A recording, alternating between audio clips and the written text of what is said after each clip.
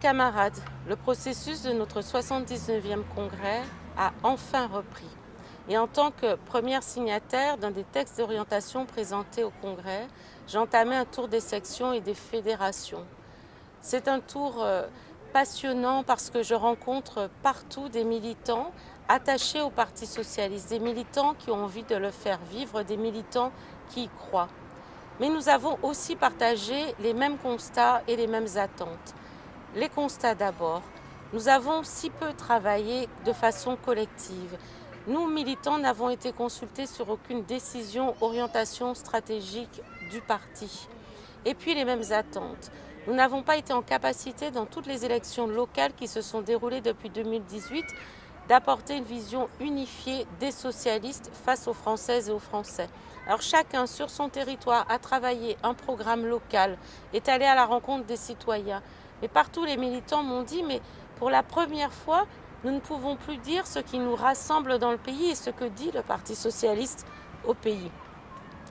Alors, nous les militants qui portons le texte d'orientation Debout les socialistes pour le renouveau, nous avons eu envie d'exprimer un certain nombre d'engagements et puis de perspectives. D'abord les engagements.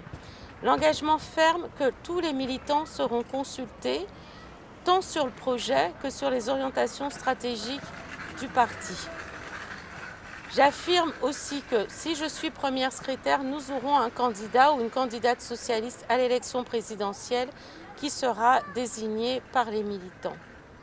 Nous discuterons évidemment avec les autres formations de gauche, mais nous affirmerons notre identité parce que je m'élève contre la stratégie d'effacement portée par le premier secrétaire et la direction nationale.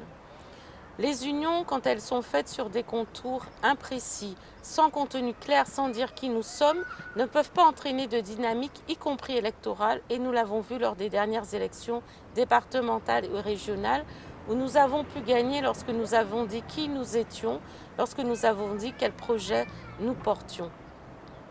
Et donc je vais engager le parti sur le chemin de la réflexion. Il nous faut trancher les sujets qui nous auront divisés pendant tout le quinquennat de François Hollande. Il fallait faire l'inventaire de ce quinquennat. Mais il nous fallait impérativement dire aussi ce que nous voulions faire. Et les chantiers sont nombreux. Celui de la justice sociale et du progrès, à un moment marqué par la défiance et les théories complotistes concernant les questions de progrès. Le sujet de la transition écologique, la nécessaire transition écologique, mais qui doit concerner toutes les Françaises et les Français, et pas seulement celles et ceux les plus aisés qui en réalité aujourd'hui ont peu de problèmes et ne s'inquiètent pas, franchement, pour l'avenir de leurs enfants. Nous devons aussi construire les conditions d'une République qui protège.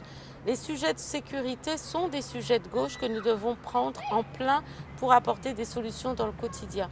Nous devons redire évidemment notre attachement à la République, au principe de laïcité, dire que nous sommes profondément universalistes et que notre ambition est de faire nation commune. Les questions d'éducation sont le cœur, l'ADN de la gauche.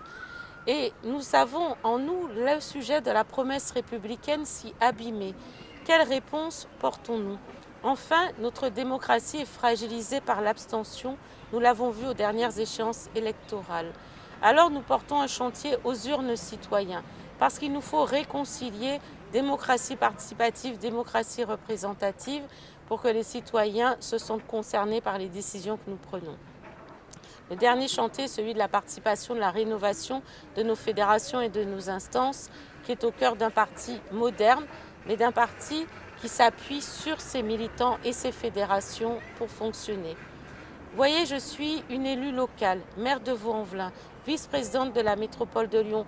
J'ai été secrétaire de section, secrétaire fédérale, secrétaire national. Je sais l'importance du lien entre les territoires et le Parti national. Je sais l'importance que les projets viennent des territoires et sont construits avec les territoires.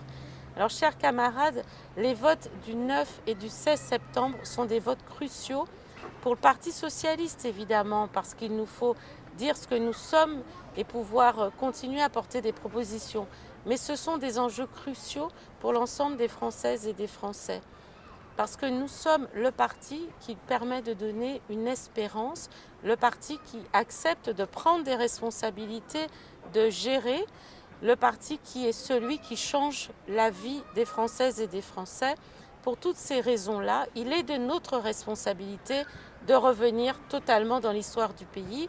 Et chers camarades, si je suis première secrétaire au soir du 16 septembre, je nous remets tous au travail et j'annonce le retour des socialistes au pays.